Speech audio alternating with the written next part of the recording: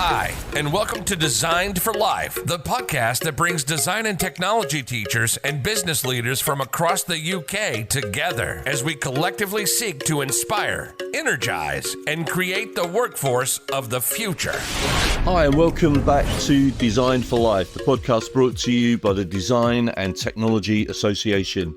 My name's Tony Ryan, I'm Chief Executive of the association, and we're trying to do things differently with the pod. We're trying to try out new things and bring new experiences to the listener. So, yeah, this one, you're going to have to ride with us on this one a little bit, I think. I'm trying out some new kit. Sometimes you just cannot go into an event with everything that you're going to need in order to get perfect sound quality, which is exactly what we're trying to do for most of the pods. But with an exhibition, you're just going to have to go live. You're going to have to go out there on the shop floor, as it were, and you're going to have to pick up conversations as and when you can with the equipment that you've got with you. I've got some new kit which I'm trialing out on this one, and you're going to hear some background noise, I think, and you're going to hear, because the podcast that I'm about to bring to you has come from New Blades. New Blades is an annual exhibition which showcases the work of graduating model making students from UK universities and colleges across the country. It's organised by 4D Modelshop, and it's held at Holborn Studios in London. And it's the first time that I've been. It's the first time I've attended. It won't be the last, that's for sure. It was a very, very vibrant exhibition. The students basically had their own space. They had their final piece, along with some that had actually had some other pieces of work from their university time on show, but most were showing their final piece that they exhibited for their final degree piece.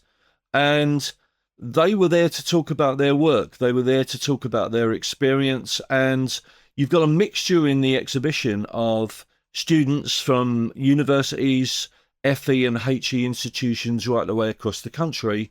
You've also got a lot of educationalists in there that are in there because they have worked with the students. They are running courses or considering running courses in a number of these areas. And then you've got industry in there as well. And industry is in there to pick up talent. There is no other way to put it. I talked to a few people in there from some really big film companies who were using the exhibition to find the best talent. And as you'll hear in the conversation, some of the students have already got jobs. Some of the students, before they've even left university officially, have been headhunted, and a couple of them were starting. I was there on the Thursday and Friday, and they were basically starting work on the Monday. So no break, straight into work, straight into, for what one student described as the experience of my dreams. I'm going to go and work for Universal Studios, and I'm going to model make, and I'm going to do what I've always wanted to do since I was a very small child.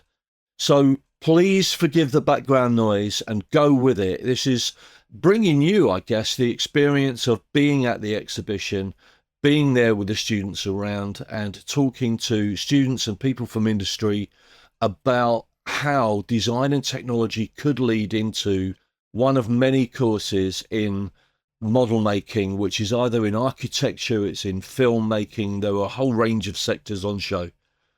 So enjoy this, please. Designed for Life, in conversation with students, industry specialists and educators at New Blades 2025.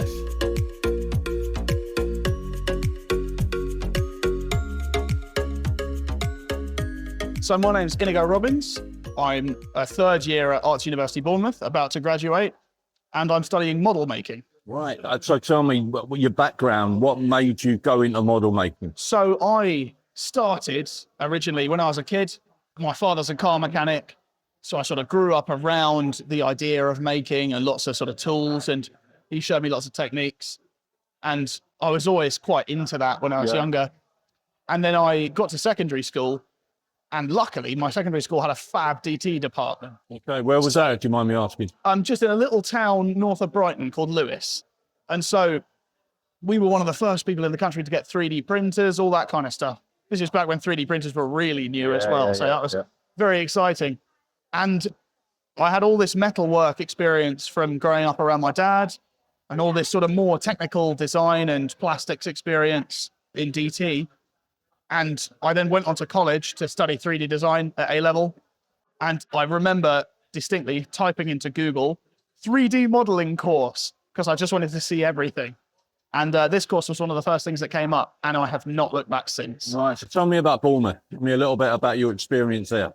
So Bournemouth is, I mean, as a city, it's fab. It's a lovely place to be. But the course itself, it's such a freedom to make. University is interesting because the learning isn't enforced in such a sort of rigorous way as it can be when you're younger. Yeah. Because the minute you've kind of done that enforced bit, you've gained the trust that you need from your lecturers. What actually happens is you're trusted and you're taught and you're trusted and you ask questions. You suddenly have all these questions bouncing around your head and you say, oh, well, how do I 3D print that? How do I 3D print an overhang safely so that it won't fail, so it won't fall? How do I wire something?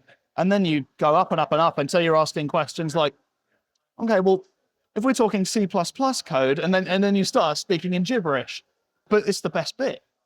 So tell me a little bit about what's in front of us now. I mean, we'll take some photographs so we can put these on the podcast later, but tell me a little bit about what you've got in front of you now. So this here is a fly press that's designed for primary school age kids and sort of younger secondary school to learn how sheet metal forming works in the automotive industry. So it screws down and it will press on either foil or card or any sort of suitably thick material, and it'll press a little car shape onto it. So it teaches people how that works on a much larger scale, and it uses all the same principles that you'd find in a modern automotive shop or in one in the 1910s. Has this come from your dad, or is this where's the idea for that come from? So this was actually a commission by Bewley Motor Museum. Oh, okay. They're going to take it around schools as a teaching it. This one here is from a video game called Dishonored 2, and it's a bone charm. So I recreated a digital object in real life using one-to-one materials. So it's all real solid brass. The only thing that's not real when compared to the game is the whalebone, because that's quite illegal. So instead I used polyurethane resin and cast that out of some forms that I made of wood.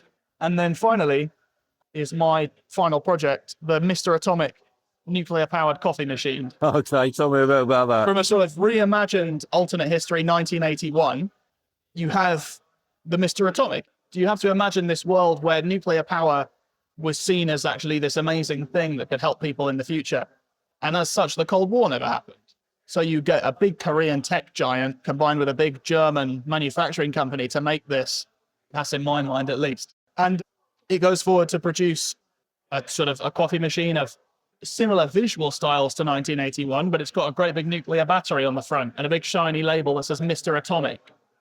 And so it's inspired by lots of different pieces of media, Loki, Severance, Fallout, that kind of thing. But in actuality, it's a film prop. So it's all functional. You can press all of the buttons on the front. And this will make you a coffee? It'll make you a stage coffee. Okay. So I can actually show you. What happens is you press this button. As you see, it says 2 espresso shots, turn keys to run. You turn them both at the same time. And then you'll see that when it starts pouring, it pours a water fog into the cup, which is nice and heavy. So it stays in the cup and settles. And so when you grab it out, it continues to steam. And then the battery's fully removable. And that's its own separate item. Amazing. So tell me what's next. Hopefully work. Yeah. So, I mean, is it films you want to work in, or? I'm actually not too picky about the industry. Okay. The main thing I'm really excited for is I want to be in a space where I'm surrounded by people who are really just knowledgeable. And I've always said, everyone you've ever met knows more about something than you do on a specific topic. So even if that topic is just how you file copper or how you sand copper, it can be something really niche. I had a lot of copper filing there. I had to speak to metal workers to know what to do properly because I haven't worked with copper a lot. Everyone knows something you don't. And so my goal is to be in a space where I can learn That and knowledge, teach. yeah. I don't actually care that much what I'm making, as long as I'm not sort of locked in a room by myself doing very sort of basic, boring things. I want to be able to interact. And frankly, I want to be able to say, well, why don't we do this? And somebody says, oh, that's a bad idea. And I say, why is that? From that, I learn. I can say, oh, well, I'll never do that again. And on the course that I currently study, I found that probably I've learned as much from my peers who are learning alongside me than I have from my lecturers. Yeah. And that's a mindset, isn't it? And you Yeah. have to be open to that, and you have to be willing to learn. It's scary to say that at something everyone else is better than you. It can be scary. Yeah. Because everyone wants to be really good. But that pursuit becomes infinitely easier the minute you decide not to do it at the expense of other people. Yeah, absolutely. The minute you're not trying to be better than someone, you're seeing this person, oh my God, they know so much about this thing that I've never heard of. It's not a competition, it's a Yeah, collaboration. you're not lost. That's actually an invitation to learn. Well, I love it. I love what you're doing. I wish you really well. I hope it goes well. Fingers crossed for you. But thanks so much for talking. Thank you. All the best. So I'm Ella. I go to Arts University Bournemouth and I do model making BA. Can I ask where that concept came from? Because not everybody would be at school thinking, I want to be a model maker. Where'd that come from? I think it took a lot of like random playing around with things, and sort of I do a lot of upcycling. So I like the idea of being sustainable and how I could do that with making models and making my drawings to like come to life. I'm going to guess you did art at school and not D&T, looking at the workbook in front of me. I actually did computer science. Did you really? Yeah. Wow. I mean, I'm just looking at this sketchbook here, and it's incredible. I It's did like psychology, computer science. and there was no danger of you going towards computer science in that direction. It could have been a way to... I did art as like a personal sort of like on the side thing. And then I realized I don't have to do something sciencey or computery. I could do whatever I want sort of thing, and so practice more drawing for like professional reasons. What was your school like, can I ask you, with regards to, obviously you're massively creative. That's what flicks your switch. Did your school feed that, or was that very much in the background? I think my secondary school, less so, but when I moved to college, they were very much, you need to do what you want to do. Yeah. And So there was definitely a freedom that came there that Yeah. perhaps wasn't at school. Yeah, Yeah, we find that quite a lot. That a lot of schools are very regimented in their approach. It's like, you need these exams, you need these exams.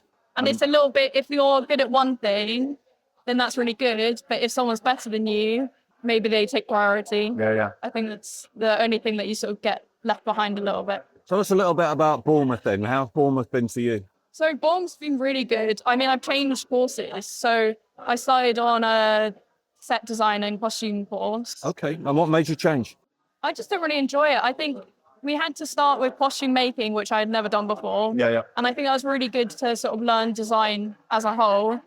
But then I found model making and it was just, That was your thing? yeah. That was your thing. And that was the end of year one, was it? Or was it before that? So I moved straight into second year model making Wow. after first year. And a bit of catching up to do, I would imagine. Yeah, a lot of induction. Yeah, was a lot of sort of guardianship there. This is going to be tricky, and It was very much like if you choose to move into second year, which I kind of had to because there wasn't any space in the first year, I would have to do Work maybe twice as 2 hard. times as much work. Yeah. and meant you had to roll your sleeves up, I would imagine. Yeah. Yeah. Even into third year, I was still having to do extra inductions and things like that. Well done. That's Yeah. amazing. That is incredible. Very good for employers to hear that, though. Very good. So tell us a little bit about what your final project is. And So my final project, I decided to do headscarves that I based on like sketches for a film concept.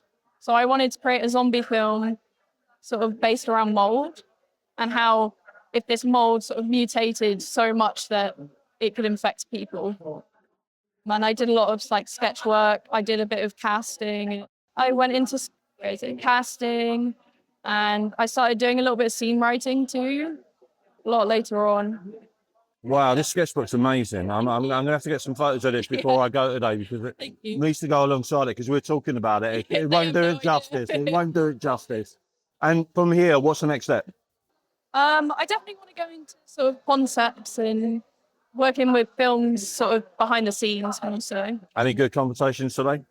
Yeah, I think so. But yeah, I'm just sort of looking forward to having my own time to think about it as well. You can breathe out a little bit now, I think. You can exhale a little bit. Thank you so much. It's been brilliant to find out about your work and to hear about your journey. Thanks so much. Perfect, thank you. I'm Riley. I do a model maker course at Arts University in Bournemouth. Basically, just making models of all sorts that can go into film and TV, architecture. Can I take you back? Sorry, I'm going to take you back a little bit. What brought you into this course? Where did you hear about this and what was the motivation for wanting to do this course? I heard it from my brother. He's there. Okay, so it's your fault, yeah? Yeah, it's just because I've always liked making things with my hands and being creative. I did a games course at college, but primarily just liked modeling stuff. Right, I've always been into movies. And The games are like coding, I would guess. yeah. And you decided coding was not for you. No, but there's like, and the other side is like making models of things. And I enjoyed that, but it's just on a screen and I'd rather be hands-on making things. And then my brother did this course and he told me about it. And So your brother's finished, he's come out. Yeah. Employed now? not in the moment, he was, but he's finished that. So he's in course, between and jobs at the yeah, moment, right? he's- Okay. So you can see the pathway through. Yeah. And like, if your brother had not been there, would you have known anything about this? But you might have found it, maybe. I think I would have, because I was looking into AUV and all of the courses that they have, and like it's just caught my eye. It's just so much cool stuff. Do you live that way, or have you I moved? live in Wiltshire area. Okay, so it's not next door, A but bit up. Yeah, it's only like an hour away. It's not. yeah. I must admit, my daughter's there at the moment. She's doing textile design and loves it. Absolutely loves it. Yeah, it's such a good uni. It's a chill campus, and she just said, I feel like I'm learning every day, which is exactly what you want from university, but not what you get everywhere, I hear. So tell us a little bit about what we got in front of us. We'll take some photos so as we can... Okay, we'll start with this one then. This is my final project. I've made a stop motion set and a puppet of David Attenborough. So the set is based on our planet, a scene where he's hanging out with the mountain gorillas. But I've purposely made it all look faked and on a movie set, because it's supposed to spread the message of like declining wildlife. And yeah, it's supposed to like teach people like what it sadly might be at some point. So along with it, I've made a stop motion puppet. How did you see? I mean, you just say you made it. I mean, I'll have a photo that we'll stick in the show notes for this. That's incredible. How did you make that? So firstly, the process, you design it, obviously, and then when you want to make it, you get some plasticine clay like this, sculpt the whole body, just the head or the hands. Is it done by hands? Yeah, so fully sculpted by hand with the clay. And then once you've finished the sculpture, you make a 2-part mold. So that means you make a frame around the sculpture and then fill the space up with a softer buff plate up to the halfway line. And then when that's done, you add like little holes which are locator marks. So when you've done both the sides, they're supposed to be stuck together. So when you've made that part of the mold, you pour in plaster, and then that will set, and then you flip it over, take the buff plate off, and then you pour more plaster. So then when that's all set, you can take it apart, and then you take the first sculpt out, and you have a mold of the body, which you can pour whatever you want to make the cup out. So I did silicone, so it's all squishy and flexible. But before I pulled the silicone, I put in what's called an armature. This is a wire armature, but there's lots of different types. Right. Ball and socket is the most popular one because it lasts a lot longer, but it's a bit more expensive to make. And that's your skeleton, but essentially, yeah? Yeah, basically, this, yes, skeleton of the puppet. So these will bend. And so you put this in the mold and then silicone around it. So this acts like a skeleton. So then you can bend his arms. You make that process sound really easy. I mean, that's many hours, obviously. Yeah. Were there some disasters along the way? There was. This was the first kind of prototype. I was going to use it, but it snapped because I didn't do enough research into the best wire to use. Right. So I took this and remade it out of something called chemi-wood, which is basically like a kind of plasticky wood hybrid. that's really strong, like it doesn't have a grain. So it's like, it's difficult to break. Yeah. So I remade this and then did a combination of aluminium wire and copper wire that are wrapped together. And that gives you that flexibility, but strength as well. Yeah. Amazing. So what's next for you? Well, fingers crossed I get something to do with stop motion animation. And that's where you want to go. That's the direction. That's the preferred direction that you want to go. Yeah. Aardman are walking around, so they're the makers of Wallace and Gromit. Yeah. And I had a chat with them, got their business card. Well, I've got my fingers crossed for you. We're talking to them at the moment about other bits and pieces that we're doing. So, Really? yeah, I might bump into you in a couple of years' time. So, fantastic. Thanks so much. Yeah, you're welcome. Stay informed about the latest in cybersecurity. Follow Arachne.digital on LinkedIn, YouTube, and Blue Sky. Empower, defend, prevail. My name's Matisse Powells. I do model making at AUB. I'm quite an illustrative designer, I would say. Absolutely. We'll get some photographs that go alongside this. And what we're going to have to do is link one to the other. Yeah. Because we're having so many chats and people can't see it. Tell us about what drew you onto this course in the first place. What was it? I mean, at school, I would imagine there aren't people pointing you at this course. No, I mean, I did a lot of illustration and I did graphic design at A-level, but I love working with my hands and doing 3D. And so I tried to look for courses where I could combine that, basically. And you found it yourself? Yes, yeah, definitely. I was looking a lot at set design and I thought, I don't know if that's really what I'm looking for. And then I stumbled across model making, which was a bit more diverse. And how's the course been? Amazing. Yeah. I've not found anyone that said anything negative about it yet. There must be something somewhere. No, I'm going to be completely honest. It's been the best 3 years of my life. In what way? Tell me, explain a bit. I mean, the course, I think we've been really lucky. Our tutors and my peers, we're like a little family and we all cheer each other on. We're just each other's like little pep talk, I guess. We have pep talks with people. Talk us through your final project then. Tell us what you've got. So this one at the back is my final project. It's a campaign with Ocean Generation. They're a charity. And basically what you do is if you donate to the company, you receive one of the toys in return. And basically it's to raise awareness for the Great Barrier Reef because as an Australian, I've seen it deteriorate over time and it's made me very sad. So I wanted to kind of bring awareness. And you've seen that with your own eyes. Yes. You've seen it shrink back and wow. But I mean, these little toys, I love that fish. That is incredible. And you've made all these, you've gone through and just working with a client. So did the client say, this is what we want, or did you come up with concepts and then check it with them? So I showed them a bit of my work and I was like, would you be interested in me doing something that's quite cartoony and illustrative? And they're like, yeah, sure. And so I came up with the idea behind the concept and I came up with like the designs for the characters and stuff. And then throughout the project, I'd give them updates and they'd be like, oh, could you change this? Or like, we really like that, include more of that. What do you hope's next for you? I just want to keep making things for people to help raise awareness for things. So that sort of third sector charity bit is big in you, yeah? Yeah, I love, because I do a lot of goofy little cartoony stuff. And I really like bringing like a light-hearted approach to serious topics because I think that that's what gets people interested in stuff. Absolutely. And then, I love that. I love that. It's something I can absolutely got affinity with as well, you know? There's got to be a bigger purpose to getting up in the morning and doing something rather than making money. Yeah, lovely to work with people. It is. It is. Thank you so much. Any good conversations today? Any that you're thinking, I've got my fingers crossed on that? I mean, I'm speaking to some really lovely companies. I'd be happy to hear from any of them, to be honest. Well, I've got my fingers crossed for you. I hope it goes well. Thank you so much. My name's Sophia McLaren.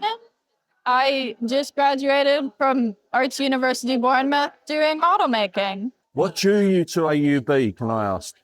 Honestly, I was looking at a lot of different, more fine art courses. Yeah. I was looking at a lot of sculpting and a lot of kind of gallery sculpture. And then saw this one and saw how many techniques they wanted to teach me and how many tools they'd introduce me to. That was really what I wanted. I really wanted more trade skills closer to some sort of craftsman degree than to do fine art. And this was perfect for that. Wow. And like, tell me about the course. I've done 6 interviews now, not one bad comment about the course. How has it been for you? It was in first year, they really teach you a lot of tools and a lot of skills and kind of just make you do everything once. They let us know the whole time that we were learning. And so we weren't crazy worried about the results. And that was nice.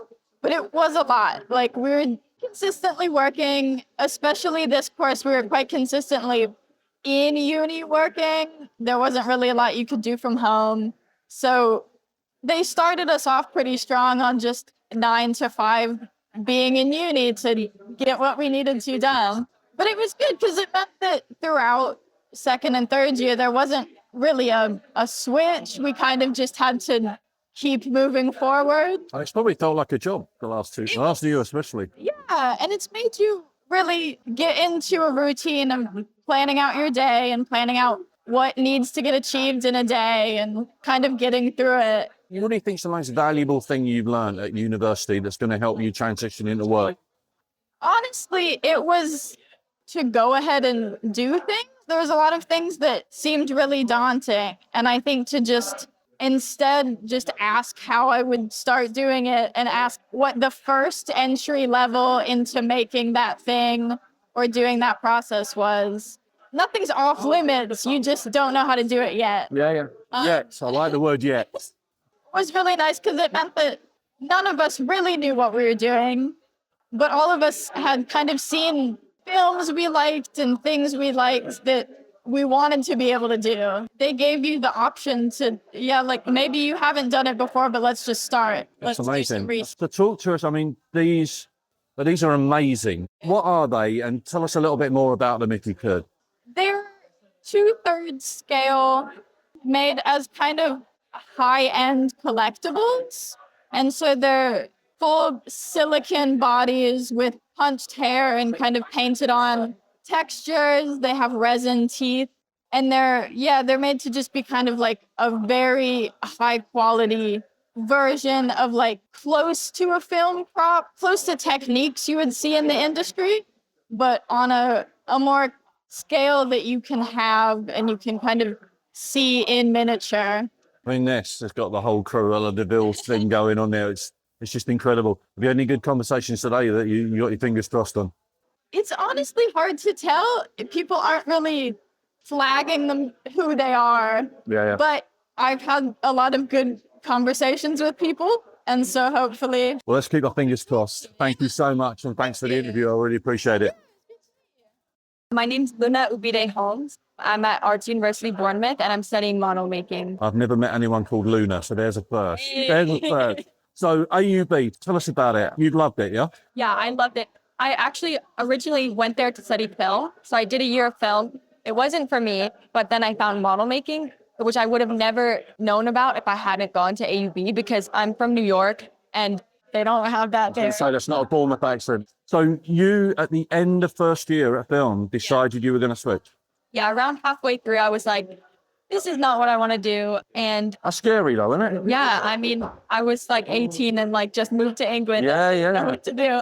And so I was kind of considering my options. And one of the like school counselors had recommended for me to check out model making. Okay. So I went, I visited, and like the course leader like gave me a full tour of everything. And immediately I was like, wow, that's it. That's it. Like that's what the I one. want to do. Yeah. That must have felt so comforting that you've actually, and it's like, like putting on a nice jumper or something. Yeah. It's like, that fits me nice. So what was it about the model making? I'm going to guess that it's hands-on and it's the range of different skill sets that you need, yeah? Yeah, I've always loved making things. So the opportunity to like make things all the time is like amazing to me. Dream job. Yeah, it's really cool. I'm guessing you got an American education. Yeah. So, I mean, we're used to a UK education and it depends what school you're at. If you're lucky, you're going to get a school that values creative as much as it does academic. What was it like in America? So I went to a really, really unique school. And I know that this is not the normal experience of American students, but it's just because I'm from New York City. Yeah. So I went to an arts high school where I had a major. So I studied film.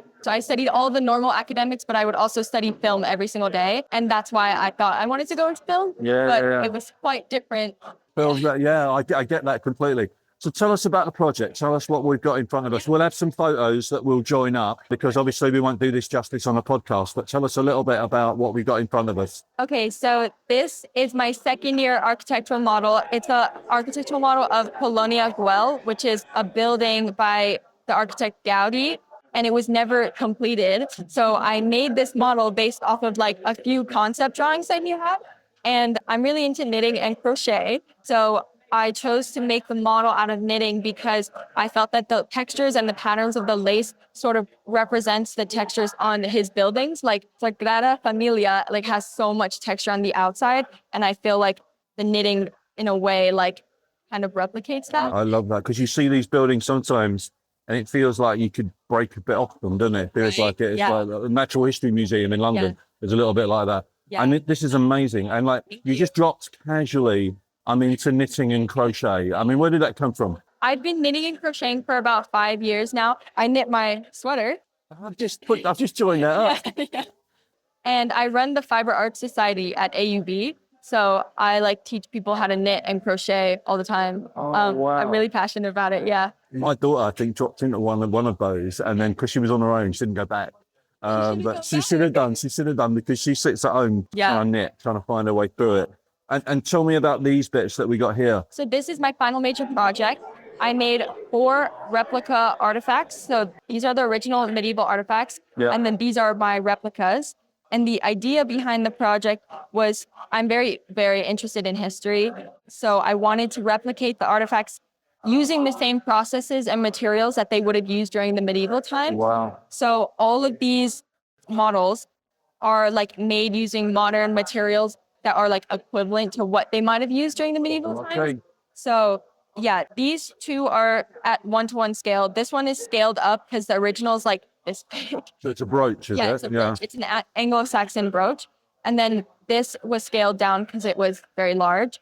And then because I made a frame, I was like, well, I need a painting to go inside of the frame. So this is a self-portrait, and it's inspired by donor model portraits, which are in medieval times, they would paint patrons of the church holding the building that they had contributed to. So that's me holding my building. So the whole thing joins up. I love it. Even down to your jumper. I love it. So what's next? What do you hope's next? So I'm going to be studying a master's in art conservation at UCL in September. Wow. So I'm very excited. So that joins the whole history, the art and everything else. Yeah, I really like the idea of using my hand skills to contribute to like the preservation of history, because I'm very passionate about medieval things and just like ancient history in general. Did you have a very good history teacher somewhere along the line? Or has this come from parents or? From my dad. From your dad. And that's just dropped you in now. And that. Yeah. They would always take me to like museums as a kid. And at the time I was like, oh, I want to go home. But now I'm like, now you're glad you went. Yeah. Now I'm like, oh, like that's why I like all this stuff. Yeah. Well, that's amazing. I love the path you've got mapped out. I love the join up between all this as well. And this is just incredible. How you get that from your head to that is fantastic. Thank you so much. I'm Jasper Yore. I'm from the BA model making degree at Arts University Bournemouth. I've made various models. Tell me about Bournemouth. Tell me about AUB. How did you get there on this course in the first place? What drew you to it? So originally I went to AUB looking at the other courses because I really wasn't sure what I wanted to do. I knew I wanted to do something creative, and I knew AUB had a do you live near there? Good reputation. I live in Manchester. Okay. So I went 1 year. I had a look at animation, visual effects, and film. Decided, I don't really want to do them. However, as I was leaving, I saw one of their graduate models and thought, what's that? That's really cool. So then the next year, for the next open day, I came back down just for it. I went to their talk, decided, yeah, this sounds awesome. And that's like an itch that you couldn't scratch. It was like, I've seen that, and that won't go away. That's in my head. Because my thinking for doing this as opposed to like film, I think quite a lot of people like film at the moment, is I like film because I like films. But I don't really care about the actual art of filmmaking. What I like about film is pretending I'm in a film. And my thing is, if I make props or other models, then I'm in a film, because then I have the prop from the film. I can just do that, whatever. I'm whoever has that sword. If I was you, my dream would be that I'm at the cinema, I'm watching a film, and I see my props being used in the film. Yeah, I think that would be very cool. I know our technicians, John, he did the same course. He graduated in, I think, 2003. He loves Blade Runner, and he got the chance to work on the new Blade Runner. He got the opportunity to do it. His model is in one shot for 2 seconds, and it gets blown up, and he doesn't stop talking about it. Yeah, I bet. I wouldn't either. No. So tell me about the course. I mean, you've gone in on this course. What was your background before you got there? Was there an art background or? Yeah, I did textiles for GCSE along with graphic design for GCSE, and then for A-levels, I did 3D design and graphic design. Can I textiles first of all? Mm-hmm. In most courses, especially at A-level, it's 95% female in textiles. Was that the case in your school? Yeah. And what drew you to textiles? It was between either art or textiles, and I thought I'd be making more stuff in textiles. Hands-on, is that hands-on thing again? Yeah. It was all about the hands-on for me.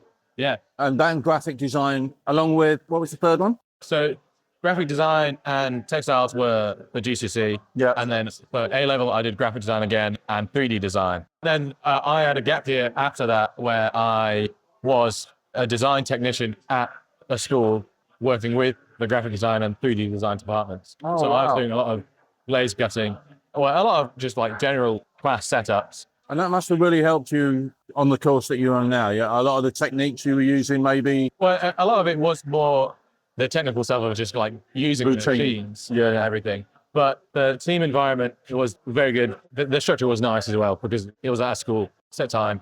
I've, to be honest, not deviated from that structure too much throughout uni. Tell us about what we got in front of us here then. Tell us what your final project was. My final project was this animatronic, which was in a booth, which it's supposed to be a border patrol guard for Sesame Street. Unfortunately, in the mess and chaos of the setup, somebody plugged it in and it got way too many volts than it was supposed to. So all the electronics within it have fried. Oh, wow. Which is quite heartbreaking. Yeah, I bet, because there's a lot of work gone into that. A lot of it is electronics, and you can't really see it that much, but oh well. Who plugged that in? That's what I would have Don't know. Doesn't matter. And this is the animation of what was going on here, yeah? Yeah, on this monitor is to understand all the components that kind of come together to make the model itself. There are some videos demonstrating the mechanisms itself, how they interact, like how the movement of servos interacts with the actual movement of the puppet, what happens. Any good conversations today? Any that you got your fingers crossed them? There's been a lot of people who have been upset on my behalf. Yeah, I bet. Yeah, a lot of people who just are very excited to see it. Yeah. They want to see it working. I'm in the same boat. I bet you are. Yeah. I bet you are. No, this is fantastic. Thank you so much. And thanks for taking the time out to talk to us. I really appreciate it. Okay, it's absolutely fine. That's what I'm here for. You're listening to Designed for Life because design and technology matters. Arts University Bournemouth, AUB, are Blueprint members with us, and we work pretty closely with them as a result of that. And therefore, you will have heard a number of inputs from AUB over the course of the last year. We've done 2 podcasts with them, talking to course leaders and talking to students there as well. And in the interest of balance, I managed to find Steve Sheffield at New Blade. Steve is program lead for model design and special effects character creation at Hertfordshire University. What you're about to hear now is a very quick conversation that the two of us managed to grab at New Blades. My name's Steve Sheffield. I run the model design program up at the University of Hertfordshire. Thanks, Steve. Thanks for coming on this. I was in danger of getting accused of being AUB only because it's mostly AUB students we've spoken to. No, we can't have that. No, we can't have that. Tell me about the course at Hertfordshire. So we've been up and running since the 1980s, I think, and we're a degree program now. We've got 2 separate pathways. So we run a character creation pathway and we run a model design and special effects pathway. Okay. So as part of that, we're looking at getting students skilled up and out into the world of architecture, product, and film and TV. How many students are we talking about, roughly? We're looking at about 15 students in each year we've got at the moment, but we're hopefully steadily growing. Growing on now, and the demand for this seems to be there. It seems to be that more and more students are finding this is a possible pathway. They just don't know about it otherwise, do they? There's a steady supply of students, yeah, but anything we could do to make students realise that we exist, and all of these programs exist, and making, you can go to university and study making for film and for TV and for architecture. A lot of students don't know about that. Mate. These are growing industries. Every single one of them in the UK is a growing industry, and yet school kids just don't know that these jobs are there. It's exceptionally hard to find those courses, I think.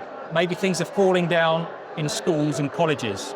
You know, they're not being given best advice of where to go. Once they've finished with their art courses and their design courses, they're not being advised that there's university programs out there that can cater to them post-college, and that there's good jobs out there that will give them the career that they want. I think it's a danger. I'm an ex-head teacher, right, by way of declaration, right, secondary. I think it's a danger that you are forced by the system to concentrate on academic subjects. You get graded higher on those than there is on the arts. But every single student that I've spoken to today has said to me, I realised at some stage that I learn best when my head and my hands are both working, which absolutely makes sense to me. But it's not something we value in school. It's not something we value in our education system, is it? It's not, and I don't know why, really, because a lot of those sort of jobs that require more manual labour, they still exist, you know, especially in the field of work that we operate in. You know, you still need people to build buildings, and you still need people to build physical models of buildings. You can't 3D print a perfect architectural model, and you can't laser cut your way to something for the film industry. I mean, we work closely with a lot of studios and a lot of architectural companies.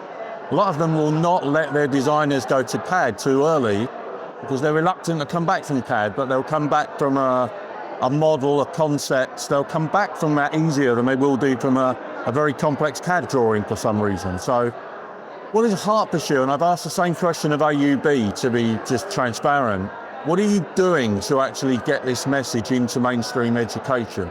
That this pathway exists, and that actually the skill sets that you've got may not be traditionally academic, but they're really highly valued within an industry that really needs you. Well, we do recruitment events. We go out and recruit students from colleges. Another one coming up next week in Farnborough. Beyond that, we're looking at the moment now at going out to places like Comic-Con and trying to recruit students directly from there. Right. Because they're the students who have got the passion for building and making. They might not have the skill set to do that, but that passion is there. If we can direct that passion into the studio and into the workshops, then they become the makers that we need for tomorrow. Amazing. Is there one more message that if I was to open it up completely and say, okay, we've got a listenership out there, which is teachers, students, design and technology, possibly, you know, there's a direct pathway through, what one message would you want to get to them? I would say get online, have a look at the sort of things that you want to seriously study and where that's going to take you with a career path, and then start looking at the colleges. Don't just filter through the stuff that's coming towards you, but be active and search those environments out for yourself, where you're going to go to university and what that university can offer for you. I would endorse that completely. Every single person I talked to today said, I got off my backside, I came and found it. Yeah. And one of them actually said, it took me 12 months to find what I wanted. Yeah. But when I walked in and I saw the course, I thought, this is home.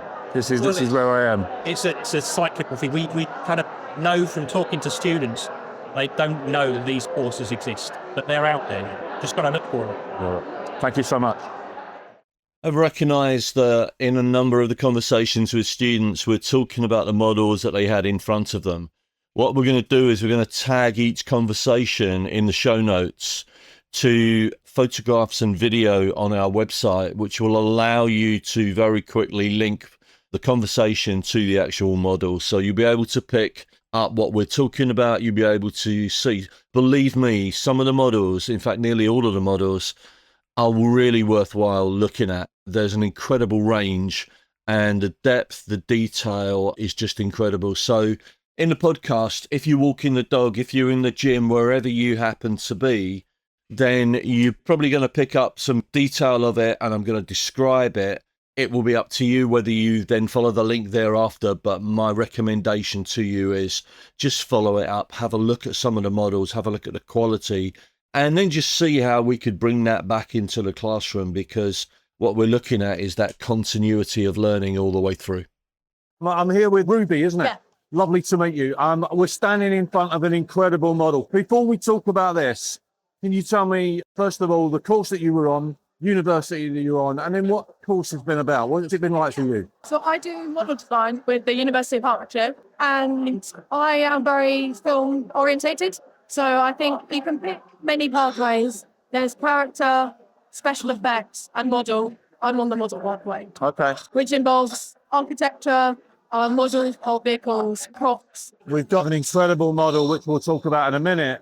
We got Chitty Chitty Bang Bang over there and a few other bits and pieces. So we'll talk about those in a moment. Tell me what drew you to this course. Was it a teacher that pushed you towards this, or was it a parent, or? I honestly didn't know what I was to do. I had no idea. Who does? So I did DT A level, Okay. but I was the only one in my year. And The only one doing B&C. yeah. Wow, that's a one-on-one experience then, yeah? yeah. It was just me. And I really like my teachers. I mean, I'm still in contact with them now. But basically, it was just a conversation that we had. I had no idea what I wanted to do. They said, you ever thought about model making for films? I said, oh, that sounds fun. And it was either that or the Navy. I ended up breaking my arm, so I couldn't apply for the Navy. Right. So this is the route. And were you into film? Was this one? Yeah. So films, I think, You never thought you'd get a career in it? until someone brought it up and said, well, how about this? I've got a friend of mine that is a film photographer. And it was only when he got that job that I ended up sitting at the end of films waiting 20 minutes for everything to scroll through, just so you can see his name up on there. And that's going to be you with a bit of luck. Yes. With a bit of luck. You'll be the last one sitting in the cinema. yeah, it was me. So talk us through this then and tell us where this came from, where this concept came from. I really like Lord of the Rings and Hobbit. And it's Rivendell from those films. It's an album. Oh, wow. But I sort of came up in my mind that actually I'd try and test it out, see whether I could make it. But I came across a dilemma in the fact that the models that they used in the films, they moved all the buildings around. So there's no set layout at all, especially in the Hobbit as well. It's CGI. Right. So basically, there was no finalised layout. So I thought that it would be a smart idea. I made the first one. Yeah. So I figured it out. I basically took 3 film shots, overlapped them, came up with this layout, and went from there. And there's the rock lump, which I would imagine is the easy bit. Yeah. And then you've got all of these little intricate bits here, which, are they 3D printed or? Yeah, they're 3D printed and later cut. And there are loads of them, just so everyone listening. I mean, this is not one little 3D print. This is like multiple hours. Yeah, so the smallest bits, I think, even the structure, is the lattice sort of point, is the smallest areas are 0.4 of a mil. So it was very much small scale, but also massive. Yeah, I really wanted to include all the detail, but it's how big do you go, how small do you go? Yeah. And you're working to scale all the way through here, obviously. So you had the idea in your head of what you wanted to produce. You then got to produce all of that straight to CAD? Yes, I used Rhino as a modelling software. Okay. So I roughed out all the buildings as like a sketch model. Yeah. Made sure all the scale was fine, figured out all the layout, basically built it online, and then send things off to the 3D printer, send things off to the laser cutter, print out all the terrain and all that sort of stuff. This bit here is just clever. It looks moving. It looks like it's in action, which is obviously what you were after. Yeah, that's what I like. What's that made from? A clear single pin. Incredible. And finally, what's next? What's been the feedback today and what's next? Working in films. That's where you want to go. I'm starting a job on Monday at Warner Brothers Studios. Oh, really? You start on Monday? Yeah. Oh, congratulations. Thank you. But Warner Brothers, how good is that? It's good. I'm really happy. It hasn't really sunk in yet. No, but it will do on Monday morning. Yeah. Well, congratulations, and this is amazing. I will take some photos. For those of you listening, there will be a link to photos. Absolutely brilliant. And when you're watching a Warner Brothers film in a few years' time, look out for this girl's name, because it will be there. Thanks so much. I'm here with an award winner, which is amazing. How does it feel? It's good, thank you, yeah. You're saying you're a little bit surprised. So you come along and you hope you're going to win something, but you never know, do you? Suppose not, yeah. It's nice feeling. Yeah. I'm a bit overwhelmed to them. I really was expecting it, but no. No, it's a fantastic thing. Can I just ask for the pod, can you just introduce yourself, the course that you've done and where you've done it? My name's Lewis Berry. I've done the model design course at the University of Hertfordshire, and I chose to go down the character and creative FX pathway, where we create characters as opposed to the other two pathways, which are model and SFX, which are maybe more architectural based, things like that, as opposed to characters. This monster, I want to say, that's in front of us here now, I mean, talk us through where it came from, how you made it, how it's got to where it is. It's an amazing thing, I have to say. It's like as soon as you walk anywhere near it, your eye just gets drawn to it. It's fantastic. I wanted to make something which is recognisable for a lot of people. I wanted to make something quite big that would sort of be my showpiece. And I thought, for me, at the pinnacle of sort of character creature creation is the Xenomorph. So that's why I chose to do it. How did you make this? It just makes you want to touch it. It's got that sort of vibe to it that draws you in. I started off by welding steel armature, which I then packed out a bit with plaster, and then I sculpted the entire thing with clay, just clay over that.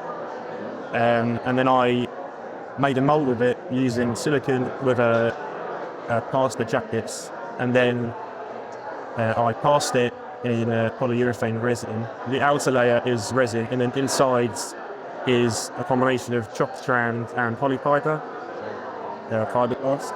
So I wanted it to be as light as possible. And I was going to ask about the weight, because it looks like it'll weigh a ton, but I bet it doesn't, no? It is quite heavy, yeah, but it's not as heavy as it obviously would be if it was solid. Yeah. So, I mean, what's the feedback you've had on it today? You must have had a lot of people drawn to it. It's been quite nice, actually. Yeah, a lot of people have asked me how long it took me and how I made the saliva coming out of the mouth. That's been the main two questions. Oh, really? So, go on, talk us through that then. The saliva is super glue. Oh, is it really? Yeah.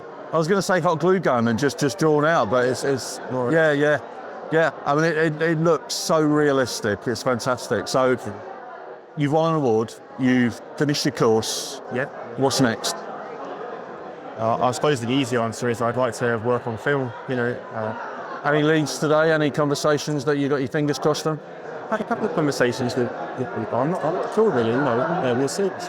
There's people in here today I know that are keeping a low profile, that are from industry, that just don't want it known, otherwise everyone's flocking around them. But yeah, I've got my fingers crossed for you. It's an amazing thing, and congratulations on the award. Well done. Thank you very much. I appreciate that. Part of the setup at New Blades is that there are awards taking place almost all the time. Judges wander around, talk to the students.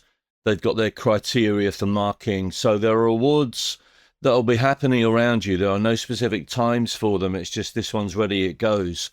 You've also got industry speakers and HEFE speakers who will talk on a specific topic. And Arts University Bournemouth and Foster and Partners Architects were working together to talk about the apprenticeship schemes that they'd set up and the work that they'd done together. It was a really enlightening talk. Much of it, I have to admit, I knew about because of our involvement in and around those organisations, but I still learned a lot from actually being there and listening to the talk itself.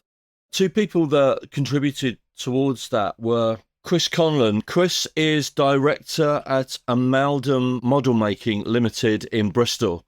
And Jeff Powers. Jeff is head of making at Heatherwick Studio in London. And both contributed to the talk. I managed to grab both straight after the talk in order to just ask them a few questions for the podcast. And that's what you're about to hear now.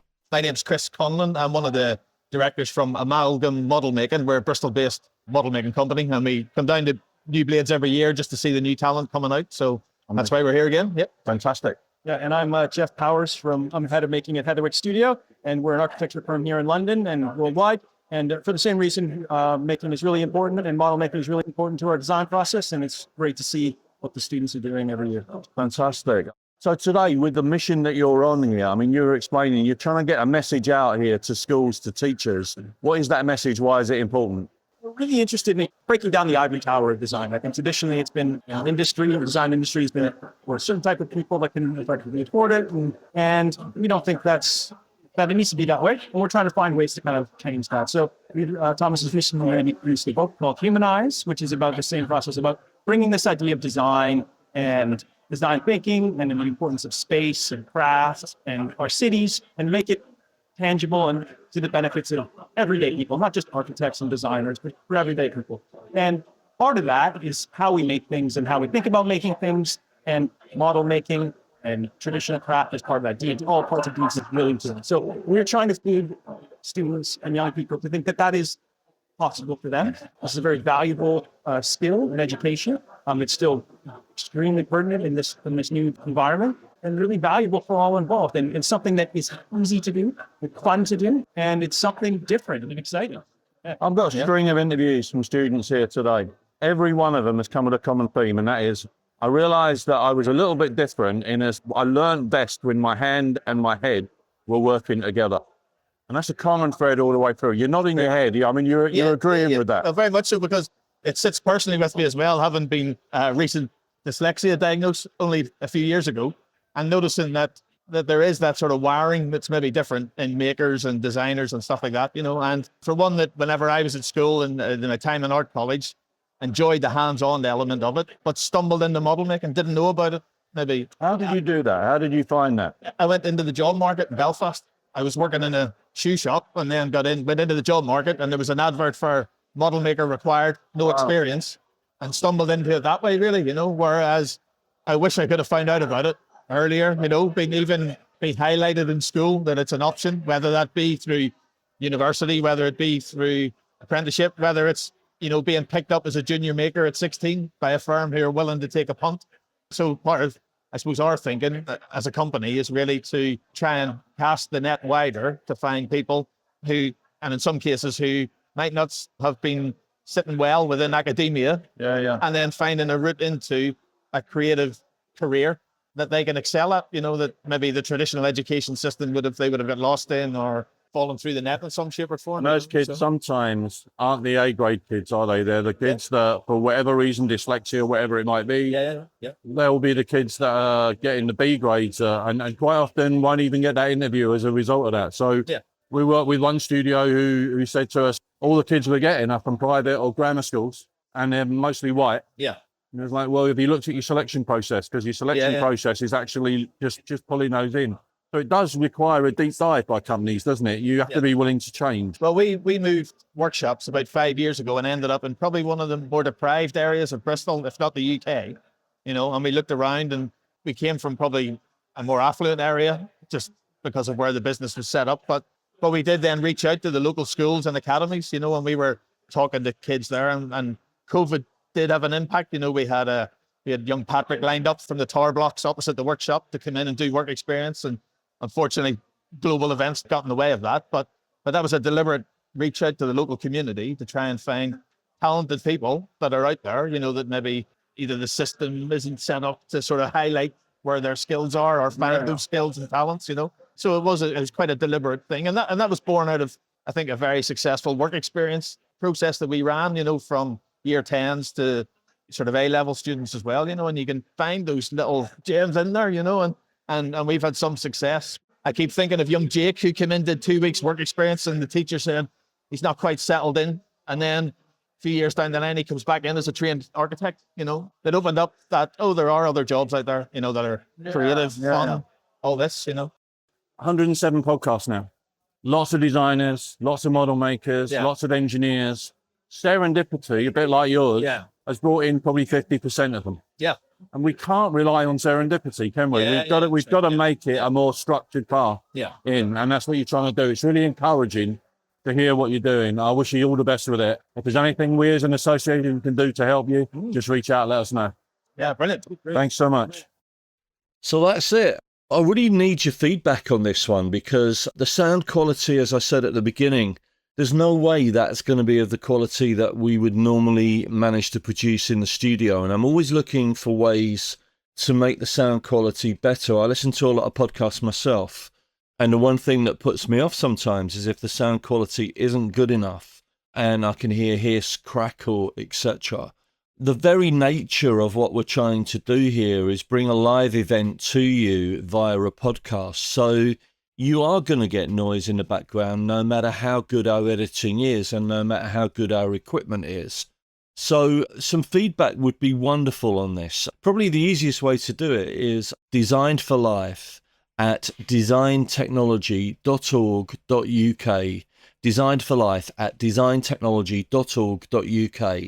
If you wouldn't mind just dropping us an email and just letting us know, should we be doing more of this type of podcast? Should we be getting out to live events? And this really was an experiment as to whether the conversations that we have at those events can be captured and can be shared with a wider audience, because I believe, there's a lot of teachers listening to the podcast that I know are not going to be able to get to these events. So if we can share them in some way, shape or form, it's going to help you as teachers to actually inform your students better. So it feels like a worthy thing to do. But as I say, your feedback would be very, very much appreciated.